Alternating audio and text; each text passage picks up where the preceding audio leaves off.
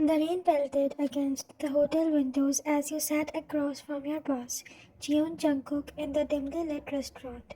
The business dinner with his most important client had been going well until now.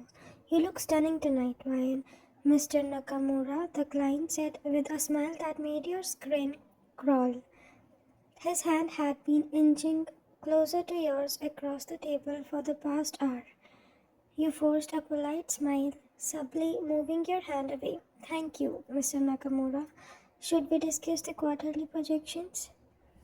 But he wasn't listening. His eyes were fixed on you with an intensity that made you uncomfortable. Across the table, you noticed Jungkook's jaw clenched almost imperceptibly, his dark eyes growing cold. "You know," Mr. Nakamura continued, his voice slightly slurred by the wine, "in my country we believe in mixing business with pleasure." His hand suddenly reached out and grasped your wrist.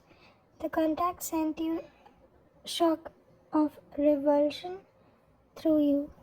But before you could react, Jungkook's voice cut through the air like a blade. "Remove your hand now." His tone was deadly quiet, each word precisely enunciated. The temperature in the room seemed to drop several degrees. Mr. Nakamura looked up startled. "Oh, come on, Jungkook. We are all adults now here." "I said remove your hand from his assistant." Jungkook's eyes were blazing now, though his expression remained eerily calm.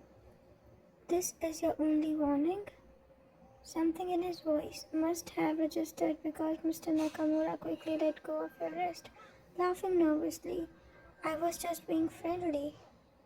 "Friendly doesn't involve touching someone without their consent," Jungkook replied, his voice still maintaining that dangerous calm. "Why, we are leaving." He stood abruptly, his chair scraping against the floor. Without another word to the client, he moved around the table and placed his hand on the small of your back, guiding you away from the table. As you walked through the hotel lobby, you could feel the tension radiating from him. His hand remained possessively on your back, and you noticed how other people seemed to instinctively move out of their way. "Mr. Jeon, the client," you began, "can find another company to work with." He cut you off, pressing the elevator button with more force than necessary. "No one touches what's mine." The words hung in the air between you, and you felt your breath catch. "What's mine?" The possessiveness in his voice sent an unexpected shiver down your spine. The elevator door opened and he guided you inside. As soon as the doors closed, the space felt impossibly small. Jungkook turned to face you, and you saw something burning in his dark eyes that he had never seen before. "Are you all right?" he asked, his voice softer now. But there was still that underlying intensity that his eyes scanned your face looking for any sign of distress. "I'm fine," you whispered, suddenly very aware of how close he was standing. "Thank you for stepping in." "You don't need to thank me." His hand reached up to gently touch your wrist, where Mr. Nakamura had grabbed you. He should never have dared to touch you.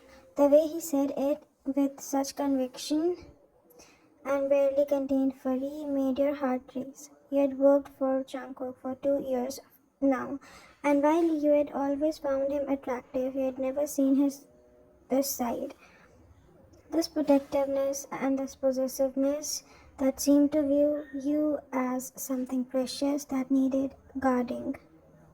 The way he was looking at you, Jungkook continued, his thumb now tracing gentle circles on your wrist, like he had any right to you, like you were his to take. His grip tightened slightly. It made me want to break every finger that touched you. Your eyes widened at an intensity in his voice.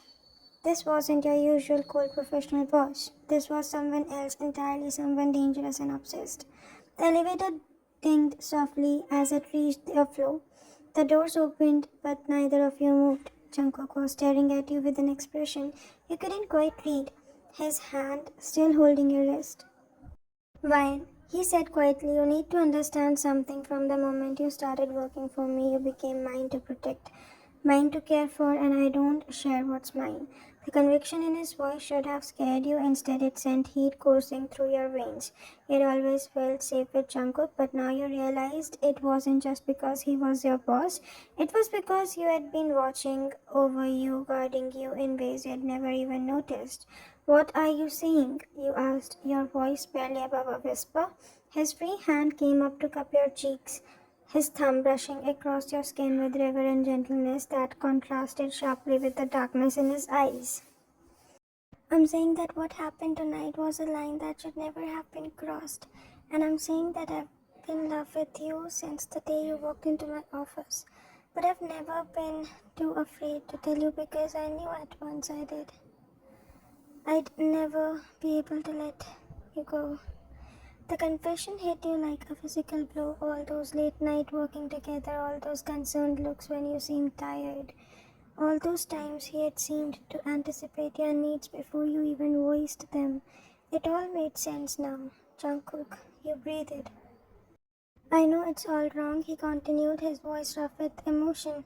"I know I'm your boss. I know I should maintain professional boundaries, but seeing another man touch you, seeing him look at you like you were his for the taking, I can't pretend anymore. I can't pretend that you don't consume every thought I have." His confession was intense, overwhelming, but as you looked into his eyes, you realized you had been falling in love with him too, and you have been feeling the same pull towards him for months. The way your heart raced when he stood too close, the way you found excuses to sit late at office, the way you looked forward to business trips like this one because it meant more time alone with him. "What if I said I didn't want to pretend anymore?" you whispered. Something flickered in his eyes, hope mixed with something much darker. "Then I'd say that you have no idea what you're asking for, because once I have you, Ryan, I won't be able to let you go, ever." The promise in his voice was both thrilling and terrifying, but as you stood there in the elevator with his hand on your cheeks and his dark eyes boring into yours, you realized that you didn't want him to let you go. "Show me," you whispered. The smile that spread across his face was beautiful and dangerous all at once. Without another word, he pulled you closer and pressed his lips to yours, and you knew there was no going back from this moment. The kiss was hungry, desperate, filled with months of suppressed longings. When you finally broke apart, both breathing heavily, Jungkook rested his forehead against yours. "You're mine now," he whispered against your lips. "Completely mine, and I'm never letting anyone hurt you ever again." As he led you down the hallway towards the adjoining hotel rooms, you realized that Jeon Jungkook's protection came with a price, his complete and total possessions of your heart, and somehow you found that you were more than willing to pay it.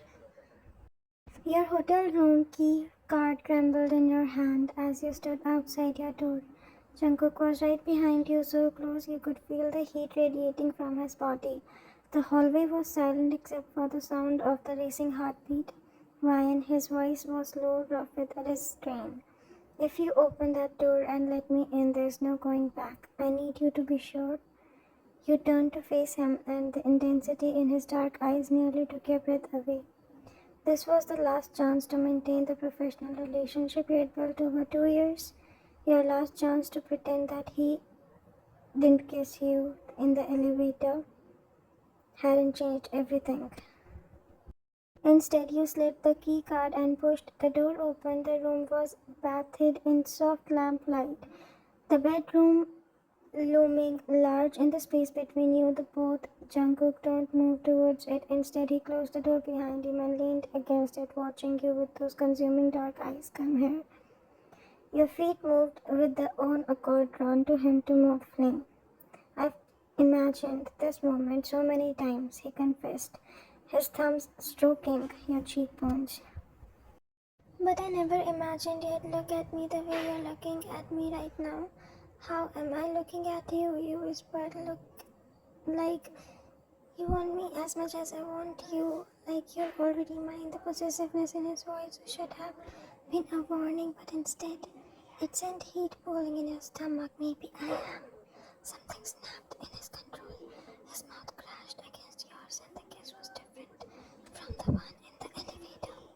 This one was claiming, marking a promise of ownership that made your knees weak. His hands moved to your waist, pulling you flush against him. Then you could feel the tension coiled in his muscles. With the barely least restraint, when he pulled back, you both were breathing hard. I need you to understand something, he said, his voice rough. I'm not a casual person, Ryan. When I want something, I want it completely.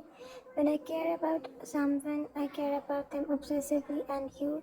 He paused, his eyes searching for your face. You have been my possession and obsession both. The confession should have frightened you. Instead, it thrilled you in the ways you didn't entirely understood. I've been watching you for months, he continued, his hands moving relentless over your waist, your arms like he needed to touch you to prove where you were here, real or not, learning your habits, your preferences, and every single thing.